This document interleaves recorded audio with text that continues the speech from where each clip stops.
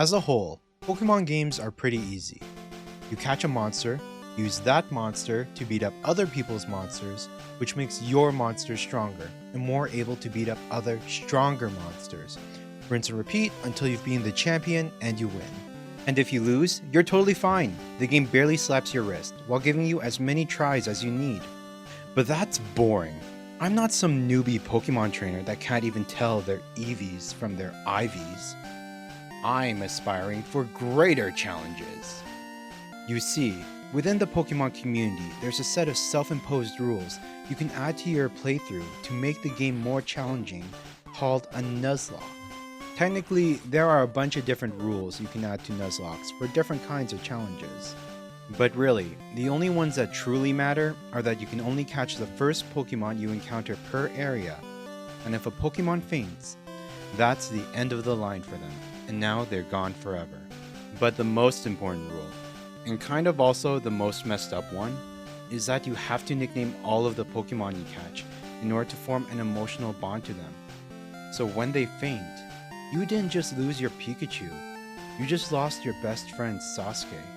Now I may be the best Pokemon master there ever was, but I figured that for my first Nuzlocke, we should start at the very beginning. And of the innumerable Kanto remakes there were, I decided to go with good old Pokemon Fire Red. And without further ado, let's enter into the world of Pokemon Nuzlockes. Our journey begins with us waking up on our 10th birthday, totally ready to move out of the house and travel the world without any supervision at all. Just like the real world. But someone forgot to mow the grass, so Oak takes us back to his lab so we can choose our first Pokemon. Now for a Nuzlocke, the smart move here would have been to choose the Cabbage Dog. What with its useful array of status moves and the advantageous typing it has against the first two gyms, it's the obvious choice. So of course I chose Charmander, promptly naming him immortal as he will surely live forever, before our rival Markiplier went ahead and chose Squirtle, because he's not there to baby us. Anyways, after promptly beating Mark and showing him his place, we brought Oak a package and agreed to do his job for him in exchange for a few of his balls and no payment at all, because we're 10 years old and have no concept of what a working wage is. And so our journey to become Pokemon Master truly began in earnest, with our first Pokemon being this adorably cute bird, who was soon followed by a joke from the 2000s, the greatest animated movie of all time, and of course, this wouldn't be a Pokemon game at all without first capturing a Pikachu. With our team now full and composed almost completely of Pokemon weak to the Rock type, we were finally ready to tackle the Rock type gym.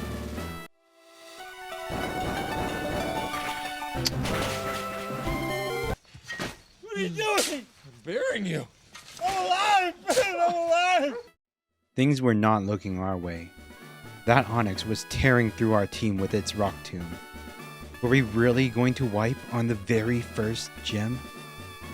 But when all hope was lost, something awakened inside of B-Movie.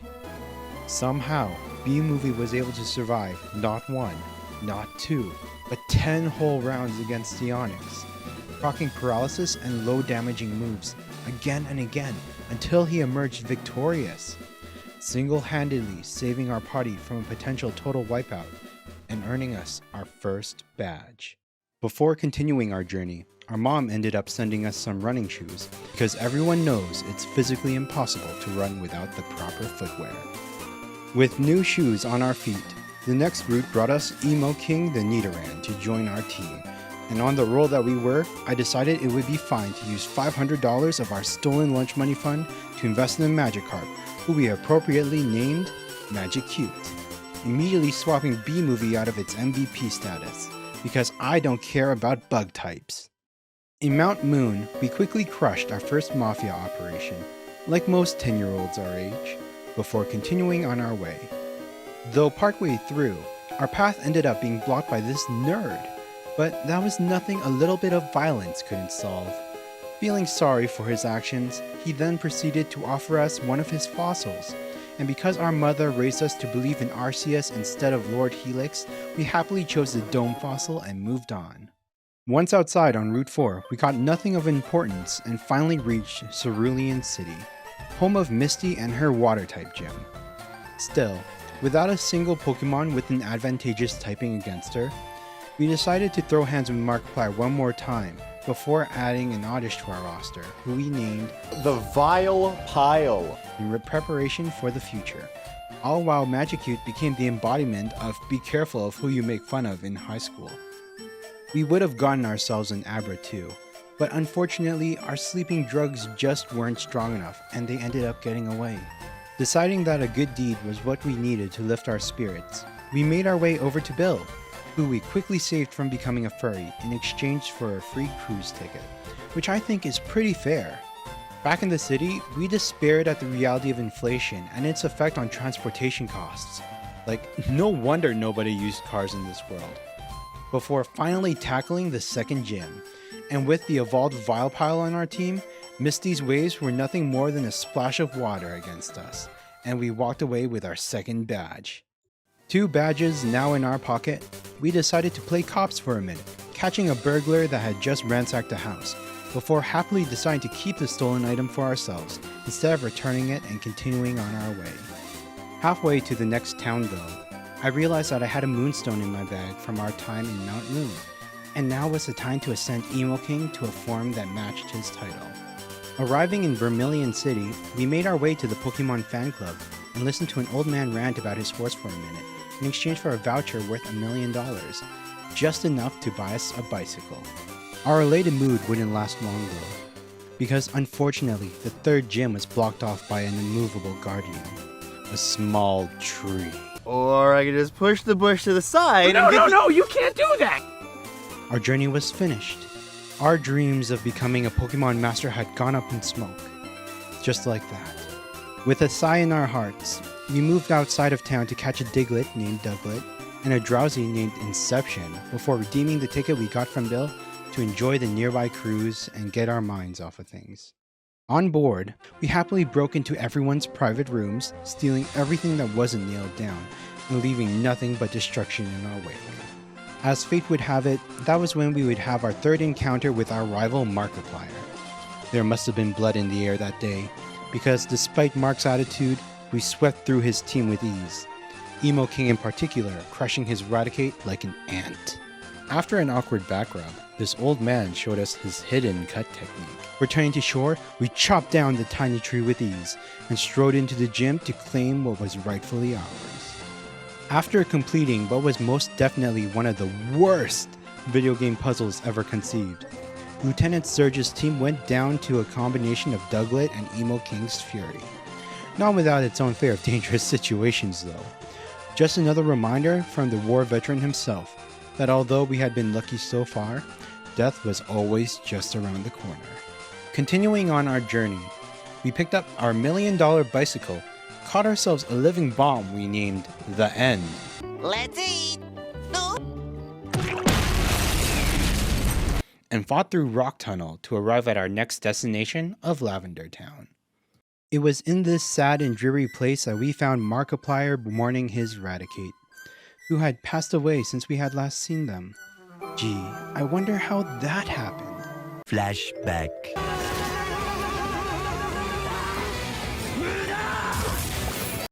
Anyways, we kicked his butt and tried to climb up the tower, but were unfortunately blocked off from progressing due to the fact that we didn't have the right glasses. So we did what any sensible person would do in that situation, and made our way to Viva Las Vegas, baby! Or at least the Pokemon equivalent of that place, Celadon City, to distract ourselves from our failure. Now, in that place we could have cultivated an intense gambling addiction at the age of 10, sending our lives into a downward spiral that we could never recover from. But, thanks to some totally legitimate means, we acquired a mass donation of money that we immediately blew on a fortune of coins, which we then blew on obtaining a few useful TMs and a brand new friend, Valacirca the Dratini, beautifully named for her dragon superiority. Our business here wasn't done yet though, so we broke into an apartment, grabbed ourselves an Eevee named McQueen, and hit the department store, buying ourselves a few interestingly shaped rocks. McQueen ended up snorting one by accident, while the Vilepile ended up snorting the other. Anyways, More than just its casino and shopping mall, Celadon was also home to the grass-type gym. Contrary to expectations, Immortal actually wasn't strong enough to take on her entire team by himself. But luckily, Emo King and Valacirca were there to pick up the slack, and we cleared the gym for our 5th badge without a single loss. The rainbow badge now in our pocket, we made a quick detour to visit the basement full of the worst interior design choices imaginable, meeting the boss of a criminal mafia organization so incompetent that a literal child could destroy them. Anyways, Valacirca evolved to a sleek new beautiful form, and with the proper glasses in hand, we could finally climb the ghost tower in full, catching ourselves a ghastly while we were at it that I just barely stopped myself from naming in a very screwed up way. One Pokemon Sans fight and a few Mafia grunt battles later, we were able to obtain the Pokeflute, an essential item needed to progress the story, as it would give us the power needed to catch your mom. Making our way to Fuchsia City, we trained up Inception and got ourselves ready to challenge the Poison Gym, full of trainers that didn't actually use Poison-type Pokemon for some stupid reason, making this gym way more stressful than it needed to be. Immortal pulled an anime and obtained his final form though, so I suppose it's all good. Man, it would be such a shame if the emulator crashed here, forcing me to fight the entire gym all over again because I forgot to save, right? Yeah. With that whole ordeal over with, we were finally ready to take on the bad guy in Saffron City. But Mark just had to challenge us to another fight, despite us being in the middle of a terrorist attack. Like, come on, man. After beating his team, we ended up getting a Lapras I decided to name Lapras. Back to the bad guys. Waiting for us at the top for Silph Co was, of course, Giovanni. But obviously he didn't remember what happened the last time he tried picking a fight with a 10-year-old, because we totally sweeped his team and drove his entire organization out of town with ease. As a reward, we ended up getting ourselves a Master Ball, but we didn't really have a use for one anymore because we pretty much had all the Pokemon that we kind of wanted at this point in the game, and I didn't really feel like tracking down any legendaries, so I guess it's a really nice paperweight. Now, I was feeling pretty good about myself. We were more than halfway through the run, and we still hadn't lost a single Pokemon in the entire Nuzlocke. All we had left to do in the city was to challenge Sabrina's Psychic-type gym, and we could finally move on. We were totally ready, having even trained up Isekai Fail, the Ghastly, into a Haunter for this very gym. And that's when it happened. I was so focused on how strong Ghosts were against the Psychic-type that I totally forgot that Psychic was super effective against Ghosts as well. All it took was one Psychic from Sabrina's Alakazam, and that was the end of Isekai Fail.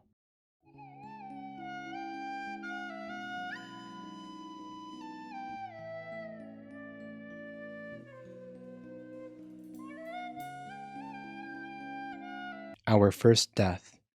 We could do nothing more than hope that Isekai Fail successfully isekai'd into his next life, holding this grim reminder of what kind of world Nuzlocks really were. A reminder that I really should have paid more attention to, because I almost made us lose Magicute immediately after. Though somehow, we were able to pull through without any further sacrifices, and successfully obtained our 6th badge. Cinnabar Island was next, and although we had a layover back at our hometown, we didn't take the time to visit our mom, and just departed immediately after getting there. Once we finally arrived at Cinnabar, we visited the mansion there for a pointless side quest, before challenging the gym. Inside, Blaine made us play a few rounds of Jeopardy before facing us directly and saying the funny phrase. But unfortunately for him, we had Magicute. Our little splashy boy turned big splashy boy swept his entire team with ease. Leaving that place with our 7th gym badge, Bill ambushed us to invite us to the Sevi Islands, but knowing that we had better things to do, we turned him down and immediately flew off to Viridian City for our 8th and final gym. Waiting for us there was none other than Giovanni, yet again. Luckily, as the ground-type gym leader, all of Giovanni's Pokemon were weak to water, which just so happened to be the same type that Magicute was. The very same Pokemon that completely obliterated the last gym as well. The outcome was obvious. Hopefully this time he had learned his lesson, and knew for certain that the Mafia was no match for 10-year-olds. At this point, I was starting to plan for the endgame, and figuring that Magicute had done enough for now, we benched him in favor of Lapras, whose Ice-type would be more effective against Lance and his dragons in the Elite Four. At long last, with 8 gym badges in our pocket, it was time for us to achieve our destiny. But unfortunately, on our way to Victory Road, we were suddenly ambushed by Mark, ready and waiting to test our mettle before the game's final moments. It was a complete thrashing, as always. Nothing of note really happened in Victory Road, besides the fact that we picked up a sweet Dragon Claw TM, and that was pretty much it. We were at the Pokemon League, the culmination of all of our efforts, right at our feet. With the final battles before us, I took one last moment to organize our team, using up TMs, moving items, and unfortunately, in that final team, Inception just couldn't hold a candle to your mom. And there was also Emo King, who had a higher special attack somehow, while also being able to learn Shadow Ball. This was it. I was ready. And we stepped through the door towards the final obstacles in our journey. Lorelei was the Ice-type specialist of the Elite Four. But if you look at her team, you'll notice that most of them have a dual typing, utilizing water as well, making Immortal and his fire attacks a liability, open to a devastating water counter. Now, the smart thing to do here would have been to include an electric type like McQueen in my party, but the thought hadn't occurred to me at the time.